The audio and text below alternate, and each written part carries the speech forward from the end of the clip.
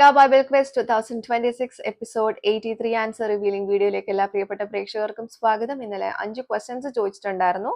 Answers reveal ചെയ്യാണ്. Bible portion ഒരിക്കൽ കൂടെ പറയുന്നു. 2 രാജാക്കന്മാർ 16 മുതൽ 19 വരെ, യോഹന്നാൻ 15-ാം അധ്യായത്തിൽ നിന്നുമായിരുന്നു ഇന്നലെ ക്വസ്റ്റ്യൻസ് ചോദിച്ചിട്ടുണ്ടായിരുന്നത്. ആദ്യം നമുക്ക് ചോദ്യം വായിക്കാം, എന്നിട്ട് ആൻസേഴ്സ് പറയാം കേട്ടോ.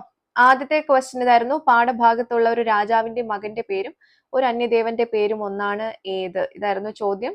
ഉത്തരം അദ്രമേലക്, അശൂർ രാജാവായ സൻഹേരിബിന്റെ മകൻ കേട്ടോ. 2 രാജാക്കന്മാർ 19-36-37. ദേവൻ അദ്രമേലക്, 2 രാജാക്കന്മാർ 17-31. അതാണ് ബൈബിൾ പോർഷൻ. ഓക്കെ. രണ്ടാമത്തെ ക്വസ്റ്റ്യൻ ഇതായിരുന്നു: യഹോവ അനുഗ്രഹിച്ച് ശുദ്ധീകരിച്ച ഒരു ദിവസത്തിന്റെ പേരിൽ അറിയപ്പെടുന്ന ഒരു താഴ്വര പാഠഭാഗത്തുണ്ട് ഏത്? ഇതായിരുന്നു ചോദ്യം. ഉത്തരം ശബത്ത് താഴ്വാരം. 2 രാജാക്കന്മാർ 16-18. യഹോവ അനുഗ്രഹിച്ച ദിവസം ശബത്ത് നാൾ. പുറപ്പാട് 20-11. സപ്പോർട്ടിംഗ് റെഫറൻസ് ആണ് കേട്ടോ. മൂന്നാമത്തെ ചോദ്യം: യഹോവയെ ആരാധിക്കാത്തവരുടെ ഇടയിൽ യഹോവ ഏത് മൃഗക്കൂട്ടത്തെ പറഞ്ഞയച്ചു? ഇതായിരുന്നു ചോദ്യം. ഉത്തരം സിംഹങ്ങളെ പറഞ്ഞയച്ചു. 2 രാജാക്കന്മാർ 17-25 ഈ ഉത്തരം നമുക്ക് കാണാൻ പറ്റുന്നത്. നാലാമത്തെ ക്വസ്റ്റ്യൻ ഇതായിരുന്നു: കവർച്ച ചെയ്യുന്നവരുടെ കരങ്ങളിൽ യഹോവ കൊടുത്തത് ആരെ? ഇതായിരുന്നു ചോദ്യം. ഉത്തരം ഇസ്രായേൽ സന്തതിയെ മുഴുവനും.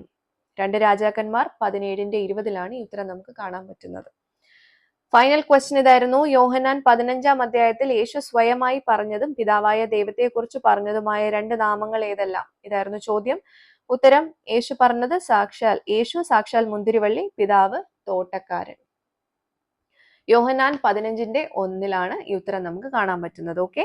അപ്പൊ അടുത്ത ബൈബിൾ പോർഷൻ പറയുന്നു 2 രാജാക്കന്മാർ 20 മുതൽ 23 വരെ, യോഹന്നാൻ 16-ാം അധ്യായം. അപ്പൊ ഈ പോർഷനിൽ നിന്നായിരിക്കും ക്വസ്റ്റ്യൻസ് ചോദിക്കുക. എല്ലാവരും വായിച്ച് തയ്യാറായിക്കോളൂ. നമുക്ക് അടുത്ത വീഡിയോയിലൂടെ ചോദ്യങ്ങളുമായിട്ട് വീണ്ടും കാണാം. Till then, it's me, Angel, signing off. Bye and take care.